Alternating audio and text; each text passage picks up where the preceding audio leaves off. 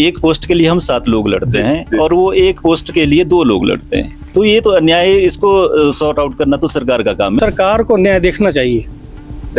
अन्याय के लिए के लिए लड़ रहे हैं हम। हमारे साथ अन्याय हुआ है। हमारे को अपने विभाग के अलावा बहुत से काम करने पड़ते हैं जिनकी हमारे को कोई जानकारी होती नहीं है। उसकी प्रॉपर ट्रेनिंग, जो आपने कहा बिल्कुल सही बात है, कोई ट्रेनिंग नहीं दी जाती है।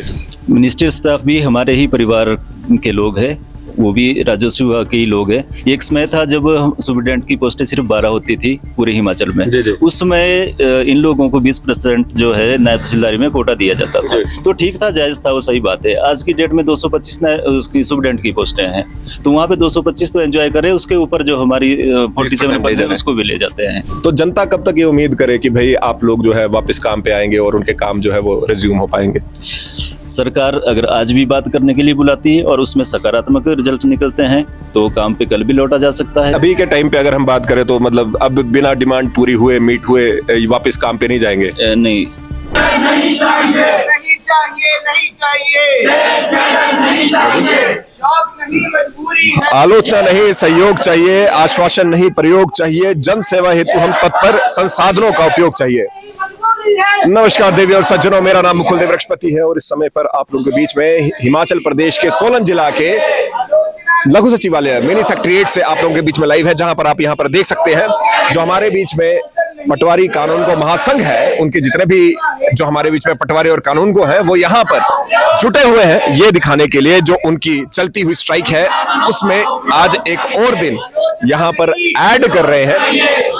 जो इनकी मांगे हैं, जैसे कि लगातार हमने आप लोगों को बताया भी है, पहला इनकी मांग यही है कि इनको जो स्टेट कैडर इन्हें दिया गया है उसको ये वापस लेने की बात करते हैं, पहली चीज। दूसरी, जो 20% के कोटे की बात है उसके बारे में ये यहाँ पर बात करते हैं। यहाँ पर इनसे साथ बात करेंगे कपिल देव जी हमारे बीच में, इनके संघर्ष समिति के चेयरमैन हैं, उनसे हम यहाँ पर बात करेंगे। पहले तो आपका बहुत धन्यवाद कि आपने समय दिया। जानना चाहेंगे जो सबसे पहले आजकल, जैसे क्योंकि यही बात यहाँ पर चल रही है, मिनिस्ट्रियल स्टाफ और आप लोगों के बीच में एक जंग, पहले वो और पहले उससे पहले आपको जो स्टेट कैडर यहाँ पे किया गया है, जिस तरह से पटवारी कानून को महासंघ ने इस समय पर इस पर स्टैंड लिया है और ये कहा है कि जब तक हमारी मांगे पूरी नहीं की जाती हम लोग वापस जो वो कार्य पे नहीं आएंगे, क्या इसमें कोई बात हुई तब से अब तक हमारे बीच में सरकार के साथ हुई या फिर कुछ ऐसा कुछ जो इसमें प्रगति हुई, उसके बारे में कुछ बताएं प्लीज। हमारी जो डिमांड्स हैं पिछले काफ़ी सालों से लेकर के हम अपनी डिमांडों को लेकर के सरकार के साथ पत्राचार भी करते आ रहे हैं और उनको हर एक तरीके से उनको हमने काले बिल्ले लगा करके या हमने एडिशनल वर्क छोड़ करके हमने उनको एक संकेत गवर्नमेंट को दिए थे कि आने वाले टाइम में ये जो हमारा संघर्ष है ये बड़ा रूप ले सकता है। तो इसी के चलते फिर हमारा एक सम्मेलन जो कुल्लू में हुआ था अभी जुलाई 2024 में, तो उसमें भी इन सभी डिमांडों को लेकर के गवर्नमेंट के साथ किस तरीके से आगे बढ़ना है, हमने इस चीज़ में हम बात कर रहे थे। तो गवर्नमेंट ने अचानक से कैबिनेट में हमारे लिए एक डिस्ट्रिक्ट कैडर से स्टेट कैडर में तब्दील करने का एक फैसला लिया, जिसके विरोध में वहीं से महासंघ के जो पदाधिकारी है और जो महासंघ का वहाँ पे सम्मेलन हुआ, वहीं पे एक निर्णय ले लिया गया था कि इस जो डिसीजन लिया गया है, जिस दिन की नोटिफिकेशन होगी उसी दिन से हम हड़ताल पे चले जाएंगे, तो इसके लिए सरकार जिम्मेवार होगी। तो इसके बाद फिर गवर्नमेंट के साथ जो बातचीत चलती रही, तो गवर्नमेंट ने हमारे को, राजस्व मंत्री जी भी और माननीय मुख्यमंत्री जी ने भी हमारे को ये कहा कि आप लोगों के लिए हम ट्रांसफर पॉलिसी ला रहे हैं, ना कि हम आप लोगों का स्टेट कैडर या आपकी जो सीनियरिटी है उसके साथ कोई छेड़खानी करेंगे। ठीक है, उसमें तो फिर उसमें बरसात का मौसम भी था, आपदा से रिलेटेड भी हमारे काम होते हैं जिसमें हमारे को अहम रोल हमारा रहता है। तो उसके चलते और जो गवर्नमेंट ने ये कहा था कि हम इसके लिए प्रयास करेंगे, तो उसके चलते हमने उस स्ट्राइक को रोल बैक भी किया था। तो हम सरकार के धन्यवाद भी करते हैं सरकार का कि उन्होंने एक बलवान चंद जो हमारे जॉइंट सेक्रेटरी है उनकी अध्यक्षता में एक कमेटी बनाई थी और उस कमेटी से जो हमारी डिमांड्स हैं उनको लेकर के उनके उसको स्टडी करके और गवर्नमेंट को उसकी सिफारिशें जो भी है वो मांगी थी। तो कमेटी ने गवर्नमेंट को सिफारिशें दे दी थी, उसके वो भी बहुत समय से लंबित है सरकार के पास। उन डिमांड्स को लेकर के कोई फैसला लेने की बजाय उनके ऊपर कोई निर्णय लेने के बजाय सरकार ने एक बार फिर एक नया चैप्टर फिर से शुरू कर दिया और हमारी स्टेट कैडर की नोटिफिकेशन कर दी। तो जैसा कि मुख्यमंत्री सर ने भी बताया था और राजस्व मंत्री जी ने भी कहा था कि हम आपके लिए जो ट्रांसफर पॉलिसी करेंगे, हमारे कुछ लोग एक दूसरे डिस्ट्रिक्टों में फंसे हुए हैं जिनको हमने वहां पे ले जाना है, ये उन लोगों की डिमांड्स है, हम उसके चलते कर रहे हैं। तो इसके लिए तो मैं कहना चाहूंगा कि इसके लिए पहले से प्रावधान है, 5% कोटा होता है जिसमें जो कोई भी एम्प्लॉइज अपने डिस्ट्रिक्ट में जा सकता है, वो उसकी। कपिल भाई, ऐसा साउंड कर रहा है जब आप लोग ये बता रहे हैं कि इस तरह से तो सरकार ने मतलब सिर्फ अपने लिए टाइम बाय किया आप लोगों को ये करने के लिए कि भाई जो आप लोग संगठित हो रहे थे उसके लिए आपने टाइम बाय उन्होंने कर दिया, और उसके बाद उन्होंने जो करना था, जैसे कि जो सिंपल दिख रहा था कि स्टेट कैडर आपका करना था, हालांकि पहले जैसे ये दिख रहा था कि भाई स्टेट कैडर को लेकर ज्यादा बातचीत थी, लेकिन उसके बाद ये थोड़ी देर एक्सेप्ट भी किया गया था, लेकिन उसके बाद फिर ये स्ट्राइक। ये सरकार ने जो मूवमेंट उस समय बन रहा था उसको तोड़ने के लिए सरकार की सोची समझी साजिश थी, उसके तहत ये किया गया। फिर सरकार के लेकिन हम सरकार ने जैसे हमारे को विश्वास दिलाया, हम वापिस हो गए, हमने अपना काम वापिस से शुरू कर दिया। तो अभी के टाइम पे अगर हम बात करें तो मतलब अब बिना डिमांड पूरी हुए मीट हुए वापस काम पे नहीं जाएंगे? नहीं। जो एक बड़ा प्रश्न, मैं ये क्यों पूछा हूँ क्योंकि जब मैं आपके जो भी वीडियोस इसके बारे में अपलोड करता हूँ, चाहे मिनिस्टर स्टाफ की हो चाहे आपकी हो, तो उसमें बड़ा प्रश्न लोगों का ये रहता है कि लोगों को बड़ी परेशानी हो रही है, क्योंकि ऑब्वियसली आपको पता है कि जितने भी राजस्व विभाग के कार्य काम जो जितने काम होते हैं वो सब आप लोगों के पास होते हैं।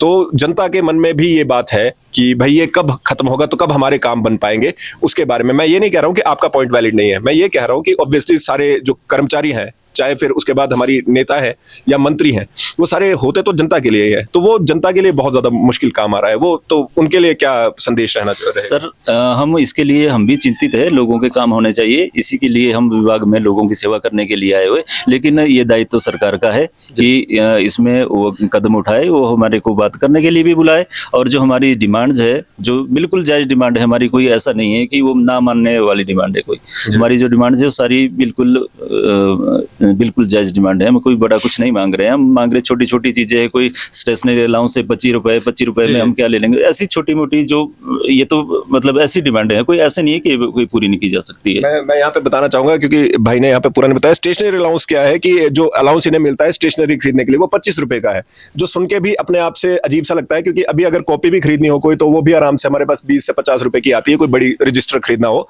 तो, कि इनके काम तो वैसे भी रजिस्टर्स में होते हैं। पर बहरहाल इसको छोड़कर एक जो मैंने चौधरी जी से बात की थी, वहां पर ये बताया था उन्होंने कि जो ट्रेनिंग है वो दिए बिना आप लोगों को बिना पैराशूट के आपको एक एरोप्लेन से जंप करने के लिए बोल दिया जाता है। ये मतलब मेटाफोर यूज कर रहा हूं मैं, कई लोग लिटरली ले जाते हैं फिर नीचे कुछ और भी लिखते जाएंगे। तो कि जब आप लोगों को गूगल के माध्यम से ये सब करने को बोला गया तो किसी तरह की कोई वहां पर कोई ट्रेनिंग नहीं हुई, सिर्फ ये कहा गया करो बस, सिंपल ऐसा?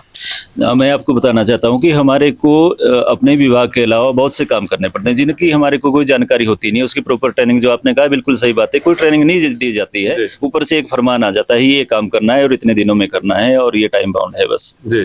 तो ये मतलब हर बार ऐसा ही होता है, मतलब कि ऐसा कभी कोई ट्रेनिंग नहीं दी गई या फिर ऐसा कुछ? तो अगर कहीं ट्रेनिंग 1-2 दिन की किसी मैटर पे दी भी जाती है तो वो तो उसमें तो वो नाकाफी होती है, वो उससे तो मतलब हम लोग उसमें इतने कॉम्पिटेंट हो नहीं पाते कि उस काम करने के लिए, और क्योंकि एक विभाग का नहीं, कोई हमारे पास एग्रीकल्चर साइंसेज का काम होता है, कई बार माइनर इरिगेशन का काम होता है, कई बार ह्यूमन साइंसेज का काम होता है, बहुत पीएम किसान का काम है, अभी स्वामित्व योजना चल रही है सरकार की जो सेंट्रल गवर्नमेंट की स्कीम है कि जो आबादी देह में लोगों को मालिक बनाना है, उसमें बिल्कुल प्रॉपर कोई भी हमारे को इसमें ट्रेनिंग नहीं दी गई, बस यही ऊपर से थोप दिया जाता है कि ये आप लोगों ने काम करना है और इतने टाइम में करना है, बस आप जैसे भी करो। देखिए सर, ये चीज पे मैं आपसे इत्तेफाक रखता हूँ कि ट्रेनिंग होनी चाहिए, ये भी मैं इत्तेफाक रखता हूँ कि चलिए जो आप लोगों की डिमांड है कि भाई कैडर की बात रहती है, अगर ट्रांसफर पॉलिसी की बात थी तो वो तो 5% से भी हो जाना था, उस पर भी इत्तेफाक रखता हूँ, लेकिन यहाँ पे प्रमोशन और जो 20% का कोटा है जिसके पीछे यहाँ पे मिनिस्टर स्टाफ की भी सबसे बड़ी डिमांड रही है और वो सबसे बड़ी कंट्रोवर्सी रही है, वहां पर उन्होंने भी, जैसे चौहान जी यहीं पे रहते हैं, लोकेंद्र चौहान जी, उन्होंने भी क्लियर कहा है कि भाई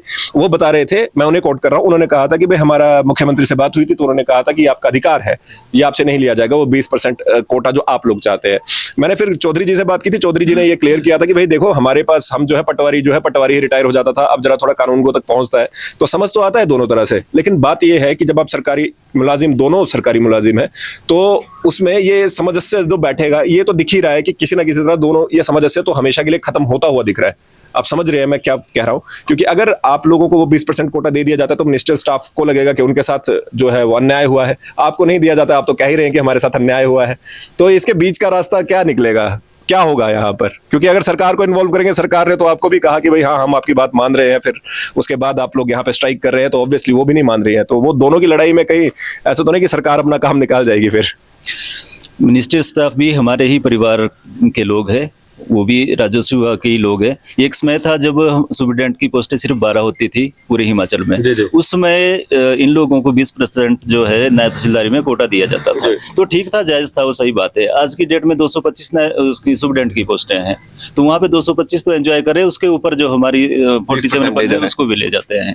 तो उनको तो इसका दुख होगा ही, जब उनसे अगर कोटा छीना जाता है तो उनको तो इस चीज का दुख होगा ही। नहीं, वो तो ऑब्वियस है, लेकिन वो फिर अपने भाइयों के लिए छोड़ दीजिए फिर उसको, अगर आप कह रहे हैं दुख होगा तो। नहीं, हम तो देखिए ना, मैं बता रहा हूँ कि हमारी जो रेशो है, हम एक पोस्ट के लिए हम 7 लोग लड़ते हैं और वो एक पोस्ट के लिए 2 लोग लड़ते हैं। तो ये तो अन्याय है, इसको सॉर्ट आउट करना तो सरकार का काम है। न्याय ये तो सरकार का ही प्रेरोगेटिव है, वही इसमें कुछ कर सकते हैं। बेहतरी की हम बात करें तो अंत में मैं केवल ये जानना चाहूंगा कि घूम फिर के सारे मुलाजिम जो है वो होते हैं जनता के लिए, तो जनता कब तक ये उम्मीद करे कि भाई आप लोग जो है वापस काम पे आएंगे और उनके काम जो है वो रिज्यूम हो पाएंगे?